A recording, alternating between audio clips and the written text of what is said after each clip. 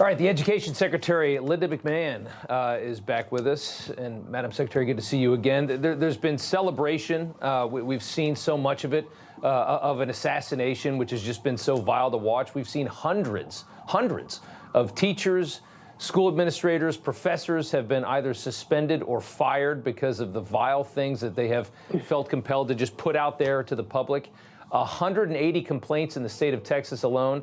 I want to play just a little bit again of this teacher whose response to this was so disturbing that a group of kids felt compelled to explain what happened and explain how they felt to the school board. Take a look.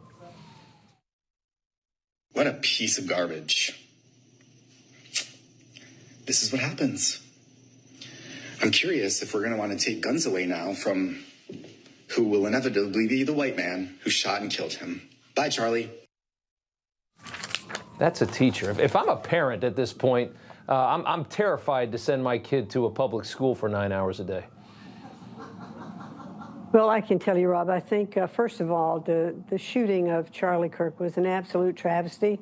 What a fine young man, someone who talked about civil discourse all of the time, who was a man of faith, a good father, a wonderful husband, and to see him, you know, shot down in just the very early prime of his life, not even the prime of his life, is really a despicable action. But to hear teachers and professors and people on school grounds talking about this and celebrating it, I think is absolutely abhorrent. And I applaud those schools and universities who've already taken action. I would hope more would take action as well.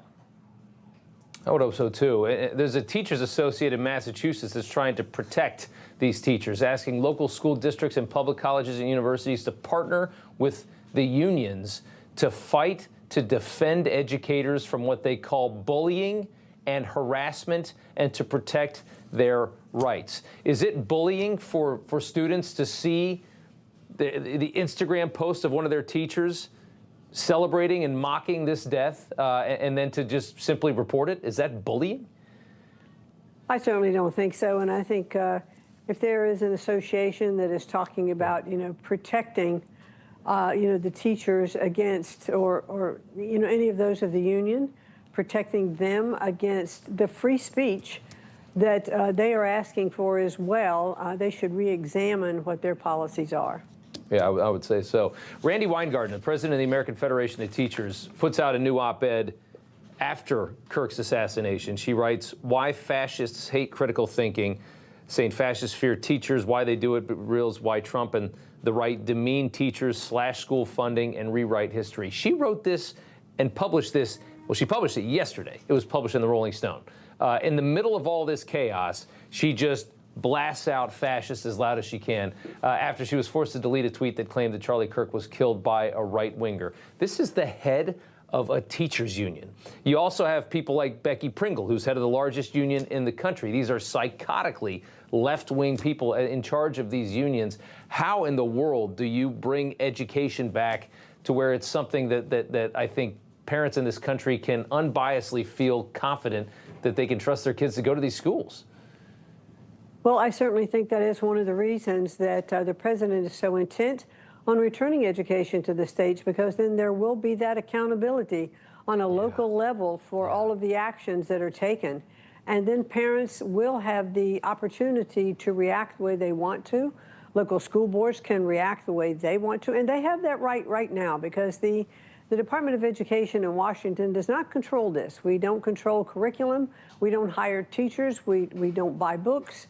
And so that is not something that the Department of Education is responsible for now. And what you are seeing, I believe, is the reaction of parents against these kinds of comments by teachers and professors and by the students themselves, who are actually, kind of saying this is not right, what we are seeing. And I'm glad to see students who are speaking out against this, because they're feeling it as well. It takes guts to do what these kids did. They're very brave, especially for the teacher that we showed at the beginning of this segment. It's just amazing to see them. Do you have any idea how these unions and how these teachers unions, they're like Marxist institutions at this point? How did that ideology become so rampant inside these places? Have you put any thought to that to analyze why you believe that is?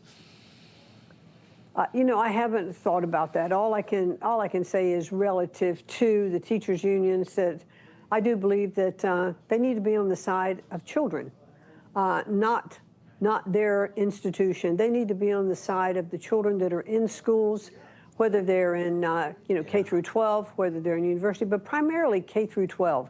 These are impressionable minds that these teachers are teaching, and so teachers' unions and teachers need to be on the side of kids. They need to understand what they're doing, or we, as parents and grandparents and those who are watching these teachers, need to understand what they're doing if they are deliberately trying to infuse their own ideology, because that is not acceptable.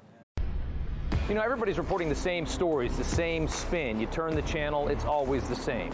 But not us. We're different. We report the real news. No spin, just the facts. Turn to us, and you won't turn back. Tune in to Rob Schmidt tonight on Newsmax.